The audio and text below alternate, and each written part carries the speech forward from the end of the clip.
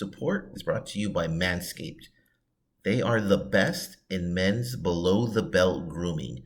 Manscaped offers precision engineered tools for your family jewels. I'll be honest, I've never thought of taking care of myself down there. Recently, I purchased the Lawnmower 3.0 from Manscaped. With one use, I realized how much I'd been missing. They've actually redesigned their electric trimmer. The Manscaped engineering team spent 18 months perfecting the greatest pubic hair trimmer ever. It's a third generation. They claim the battery lasts up to 90 minutes, and I can tell you firsthand that that is absolutely the case. You'll feel a whole lot smoother, a whole lot fresher, and a whole lot cleaner. You can actually get 20% off and you get free shipping if you use the code AIPT20 and you go to manscaped.com. They have a variety of products that can help you below the belt. And again, you get 20% off and free shipping if you go to manscaped.com and use the code AIPT20.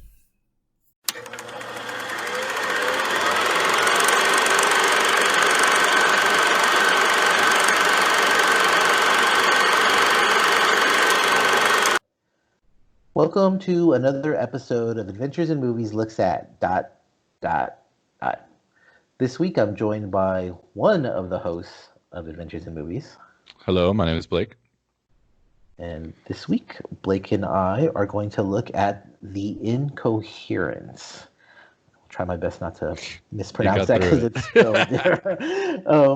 The Incoherence is a 2020 movie that follows a group of 40-something men who are age-wise, not 40 numbering men, right? Men in their 40s who reform their 90s rock band. But can they keep up with their regular jobs and the changing musical landscape? Wow. Let's find out. So it seems like lately, with the vast majority of these movies are covering, they have some sort of musical context to it. Yeah. What did you think of the soundtrack to this one? Well, first, what did you think of the soundtrack to this compared to some of the other ones that we've reviewed? Okay, so not as good as I forget the name because we did one that had a name just like it. Tell Me I Love You always. I Will Make You Mine was the. I Will Make You Mine. I Will Make You Mine. Yes. I Will Make You Mine had a great soundtrack, great songs, clever songs, good, well written, well performed. This one, while I think the songs kind of illustrated what the sound was that they wanted to like encapsulate. I was not a huge fan of the tunage that was being cranked out. I would totally agree with you. Nowhere near as good as I Will Make You Mine. No. Unfair to compare it to another movie we saw. We didn't review it for this, but The Audition, because that's like Vivaldi, Mozart. So an unfair comparison. But right. It's a direct comparison to the Tell Me I Love You, because that's kind of that like 90s sound going. I guess it was very reminiscent of it. I mean, kind of similar movies in a way. Like in a way they are, except one was good and one was horrible. Well, let them you so true. After you listen to this show and then watch that show, you'll figure it out. So yeah, I agree with you. This, if you're into that type of music, or if you grew up during that time period, then yeah, this soundtrack, awesome. But if you don't like that music, then there is a nostalgic quality to it. There is totally. I mean, even for me, and I'm a little bit younger than these dudes, but I vividly remember, the early 90s and how rock was at the time. It was very Candlebox. Oh, dude, so Candlebox. So Candlebox. Or as he described it, a worse ugly kid Joe. Right. Very aptly described. Right. So, no Hootie. They were no Hootie. They were not Hootie. We're talking rock Hootie, not country Hootie. No, right. Yeah, classic Hootie. Dolphins Make You Cry Hootie. Classic Hootie, right. So this movie has like lots of jokes going. It's constant jokes, and that can either be a good thing or a bad thing. It can be a whole like in some movies it's like okay they tried too hard. Sometimes it works. Like, what did you think about this movie? So you're right. There is kind of like this never-ending stream of like quirky jokes that happen. And you're right. It had the big thing about this is all the characters were super likable. You could get behind virtually every one of them in a way. And so you were always kind of like rooting for them. So even their dumbest shitty jokes, like it was, you're like, okay, whatever. There's just a bunch of dudes in their 40s making shitty jokes.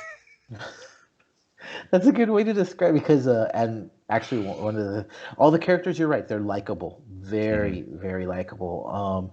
And the jokes they're very natural. It's just like a bunch of Yeah, people hanging out and talking. yeah. And like in real life, there's some people you hang out with and they ain't gonna be funny. Right. Exactly. Every once in a while though they'll throw and this one more often than not, I think it does land. It's just Yeah, yeah. The cast had a really natural chemistry. And I don't know if you noticed this or just looked it up. This is actually based off a short that these guys did. Jimmy and Bruce. They had done a short called The Incoherence years ago. So I guess they've known each other, and like right. that definitely translated across the screen of like, yeah, they kind of they get along and all that stuff flowed naturally. Oh, that's cool. And I didn't know that. So in a Yeah. way, the movie kind of the whole life imitates art thing in this case. Right, totally. 100%. Oh wow, that's actually pretty cool. That kind of that adds another layer to the story. That's neat. What surprised you most about this movie? Because I'll be honest, I did not have high expectations going in. No, and even when it started, I was like, "Oh boy, like here we go." And I bring up the Hallmark Channel a lot. Like I was like, "Oh, this is gonna be like one of these Hallmarky, like super duper lovey dovey, like Seventh Heaven, like I'm fucking sickly sweet," and it's not. It is it as I described it to you when we were talking. It has like this innocence to it that is just really appealing. While they do work blue and they say the F word and all that stuff, it's all like kind of done with this like innocence of like life where they're just they're kind of just rolling with it, and they kind of you as the audience kind of just rolls with it too. Is the best way I can put it. And yeah.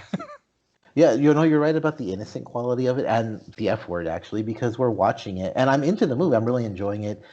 It's funny. And then I started thinking to myself, like, oh, I wonder if this is like a made-for-television type of thing, because it doesn't seem like they're cussing very much. And then you start to hear the F-bombs here and there, and you're right. Despite everything that's going on, and it's a predictable plot, Yeah, but there is a very refreshing, innocent quality to it that made it very totally, enjoyable. totally.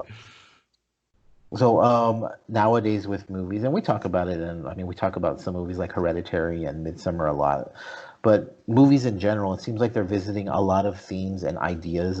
Maybe writing is advanced, or maybe because there's so much going on in the world. But this movie's very straight and to the point.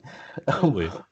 What did you think about that? About how straightforward the plot was? Loved it. Loved it. It wasted no time. It's basically a guy who's like, as we keep mentioning, who's like in his mid to late 40s, kind of realizes his day to day is lame and boring, and he has these rock star dreams from having this band in the past, and it's super relatable. I mean, who wasn't in some shitty band in high school? Raise your hand. I was, like, Yeah.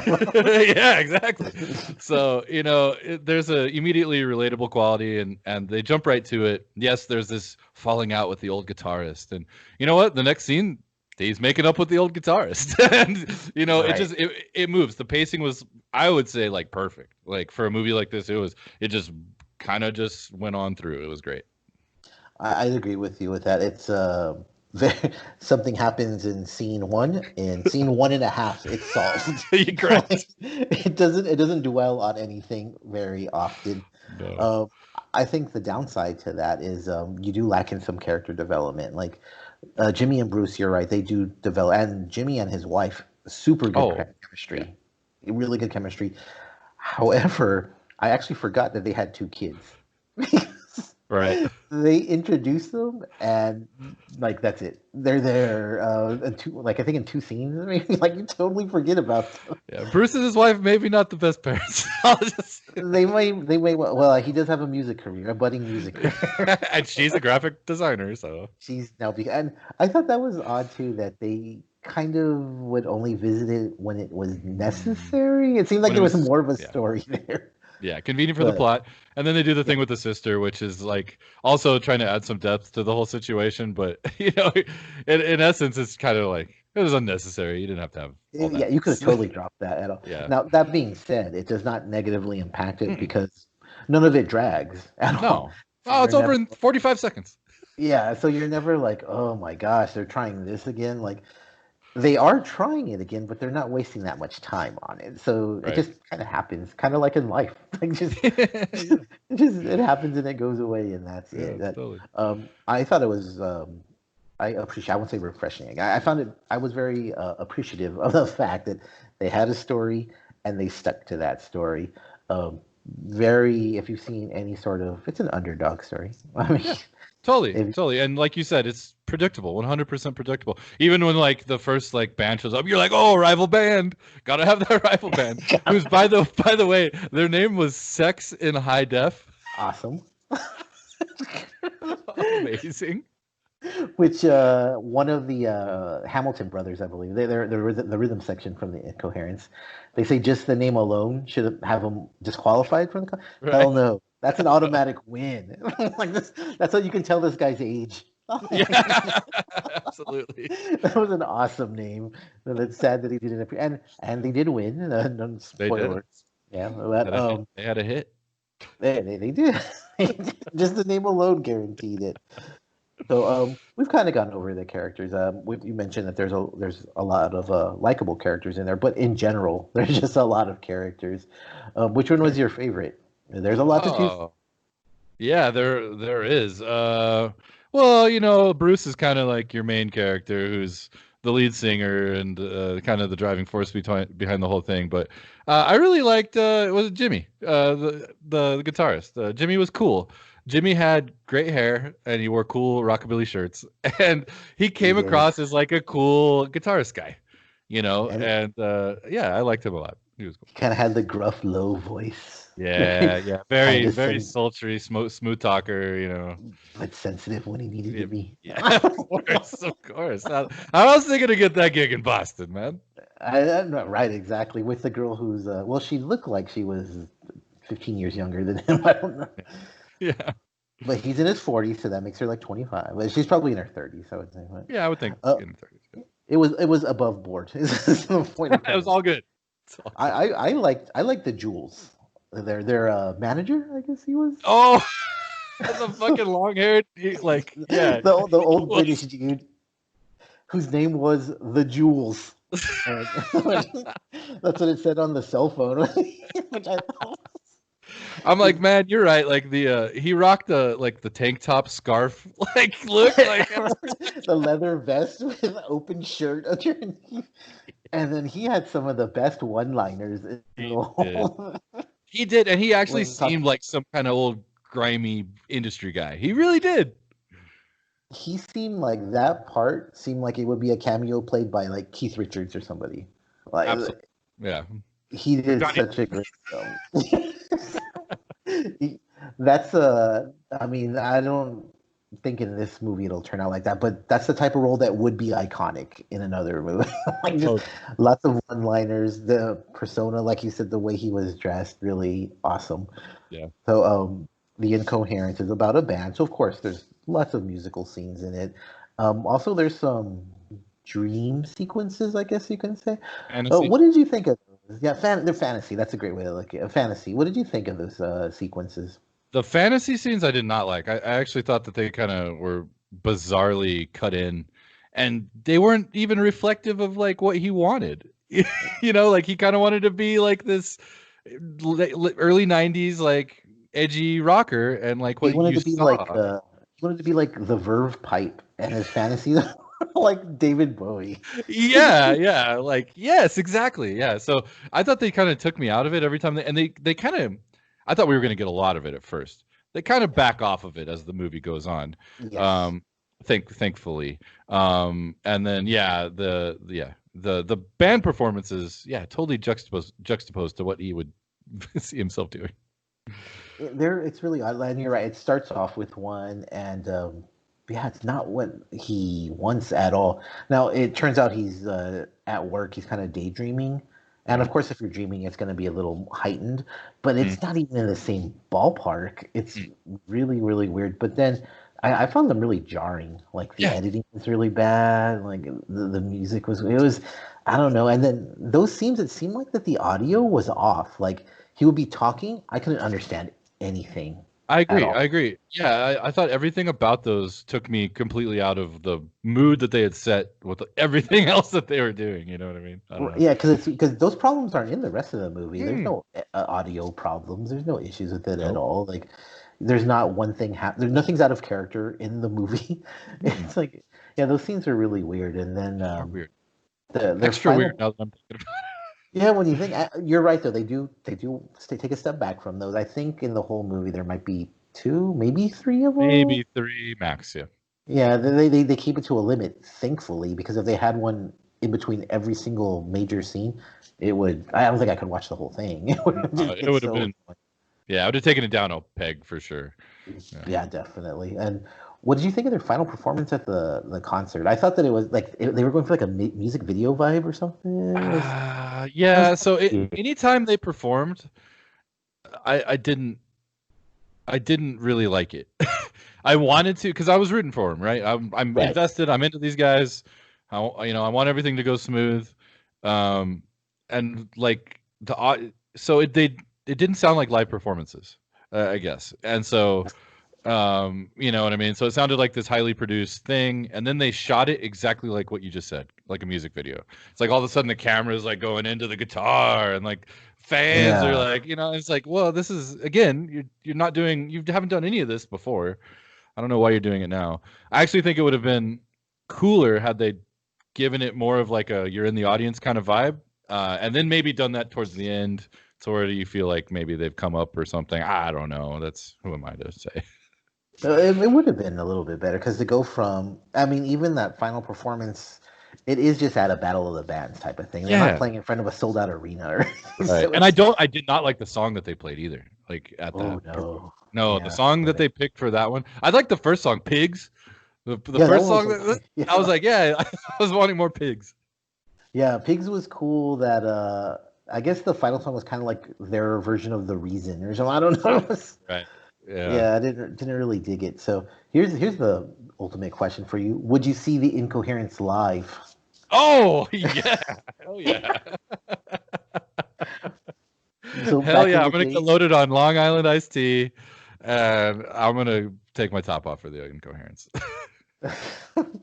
so back in the day, you would have gone to 101 and checked out the Incoherence. Oh, you know it. You fucking know it. Jeez. I would have paid my $10 cover, and I would have watched 5 local bands play before the Incoherence. It would have been great. 5 bands over the course of 1 hour. 5 bands over the course of an hour, 2 of which I knew all the members of. 2 songs and one cover. Yeah. Exactly. Uh, So those were the the days. Incoherence. Final thoughts, and here's the big question: is it an opening day rental, a way to stream, or completely ignore?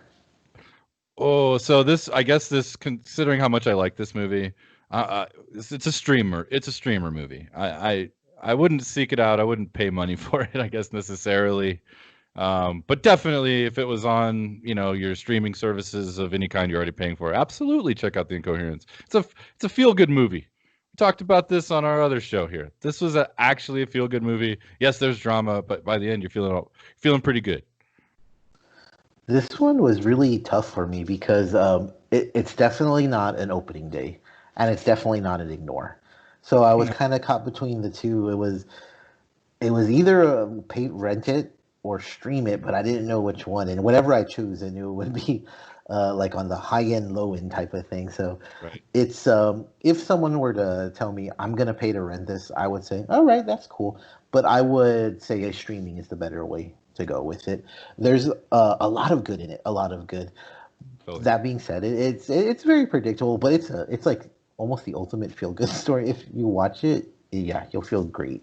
And I think the telling thing about this is both Patrick and I took a couple days after this and kind of thought about it and liked it even more. You know, it's a movie that actually, as time went on, we appreciated more. So I think that's we should say that.